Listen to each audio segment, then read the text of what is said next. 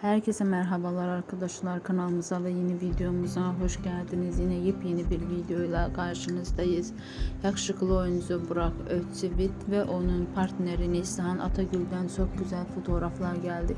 Yeni gelen kareleri sizlerle paylaşıyoruz. Siz de kanalımıza abone olmayı, videomuzu beğenmeyi unutmayın. İyi seyirler, hoşça kalın, bizimle kalın.